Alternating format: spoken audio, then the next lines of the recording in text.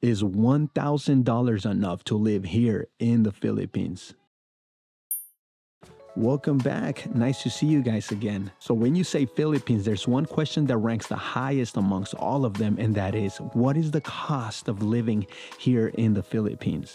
I stepped foot here the first time in 2022. That was on February, so that's well over 2 years now. That being said, we're doing an update because things have changed a lot for me. So now I have a lot more experience on this topic. When I first got here, I lived for about 1.8 years in Manila. After that, I moved to the province and things changed a lot. Like, some of you guys are going to be very skeptical and are probably going to say, no, it's not possible. But I'm just sharing my experience, that's all. And the reason for that is because I know there's a lot of people out there that want to know if they can live with $1,000 or maybe even less. And the quick answer is yes, you can. Absolutely. Fun fact, almost every foreigner blogger in the Philippines makes this video about the cost of living. And there's a lot of debate and controversy when it comes to this topic. Some criticize that you cannot live under 1,000 and some say you can. Now, to put that very simple, the less you spend, the more sacrifices you're willing to make. So the key question here is, are you willing to make the sacrifices that those vloggers who claim that live under $1,000, $600, $500 per month, are you willing to make the sacrifices they're making to live that life? And I'm one of them, guys. Can I climb this one?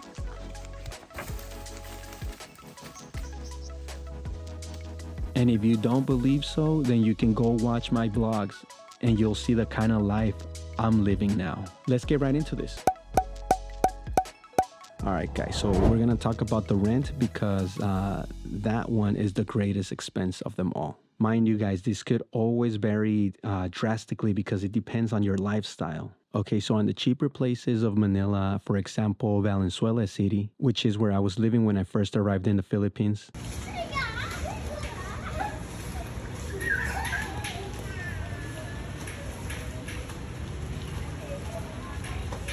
Prices for studios and small one-bedroom apartments start around 5,000 and up. Normal range, like 8,000 for a one-bedroom studio. So in all my years here in Manila, I've experienced different prices now. For this video, I'll be focusing on the bigger cities like Manila, just to simplify things a bit more. So when I first started here, it was in a studio, which is pretty much a large living room, small kitchen shared with the living room, and regular size bathroom. That was 6,000 per month. It was in a pretty ghetto place, to be honest. Something I never cared about. Everybody there was amazing. I always felt safe. I never had any issues. I only made friends. That's all. Everything I needed was nearby. For example, major malls like the Grand Central Mall near Monumento, if you guys know what I'm talking about.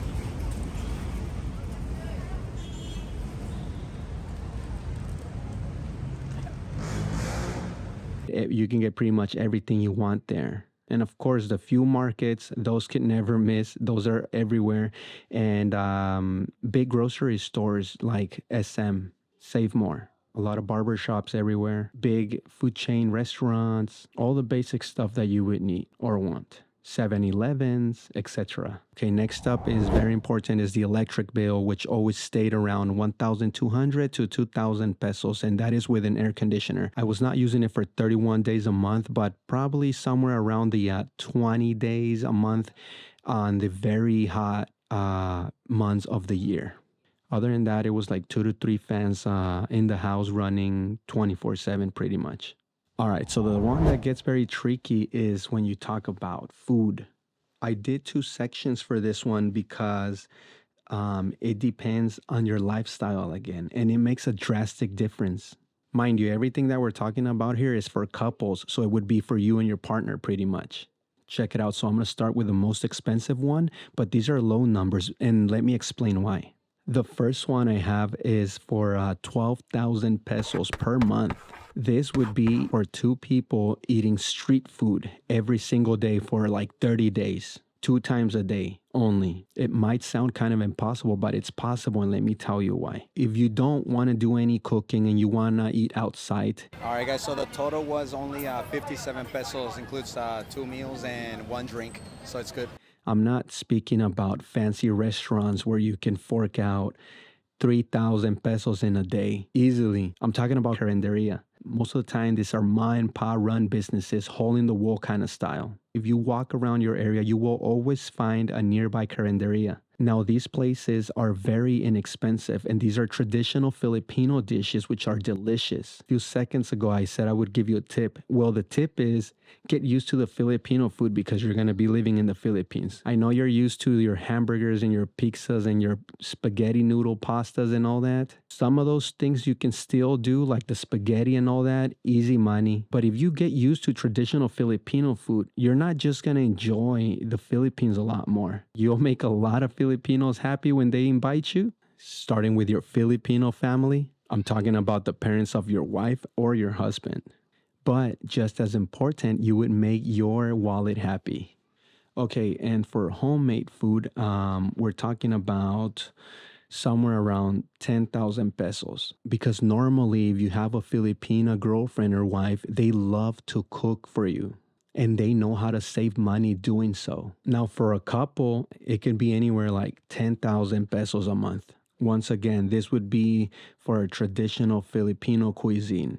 And yes, of course, it could be a lot more depending on how picky you are or your lifestyle. All right, so if you fall in love with Filipino food, you will be able to enjoy the whole Philippines and eat anywhere. So keep that in mind. So next one up is transportation. For transportation, you're looking anything around 700 pesos to 1,000 pesos, and it could be more, of course. 700 a month is very basic, and I'm talking about jeepneys and tricycle rides. Kuya, how much to the LRT? 1.5? All right, 15 pesos. Not really including Grabs. Grabs would be like the Uber in the USA. If you use a lot of Uber, it will definitely rank up the price, yeah. A basic Uber ride could be like 180, 200 pesos. Now, I want to remind you guys that I'm making a super duper informative video. Cost of living in the province, it's very different now. I experienced so much, guys, and the prices there are going to create a lot of controversy. A lot of people are not going to agree with it, but I'm going to explain. I'm going to show you why and how. I'm sure there's a lot of adventurous folks like you guys out there watching that are willing to live the life that I am living in the Philippines, the rural life. Then again, there isn't anything wrong with what you choose and what kind of lifestyle you like. But me, I like to save and I really like to feel this earth the way it was meant to. And living the way I've been living lately, it's just amazing, guys. And now I understand what my mama always told me. I want to take you to my province because I don't want you to just be a city boy. I still remember she told me once, I want you to experience the rural life in the province.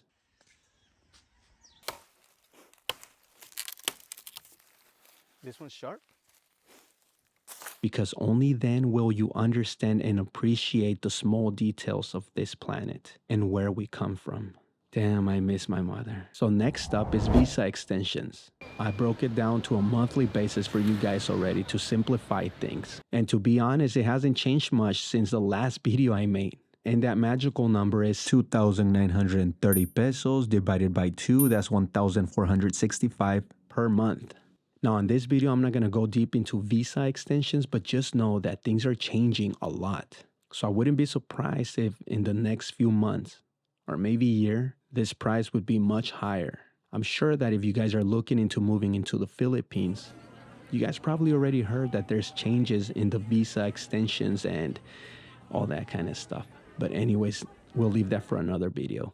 Lastly, because everybody needs it, even if you're living in the province or in a rural place, cell phone and internet. If you're on a basic smart plan of internet, you're looking at around 1,300 per month. That's on a contract for your cell phone. But if you're okay with going to 7-Elevens or nearby stores to pay for load, you would spend around 500 to maybe 800 pesos per month. All right, guys, and internet is up.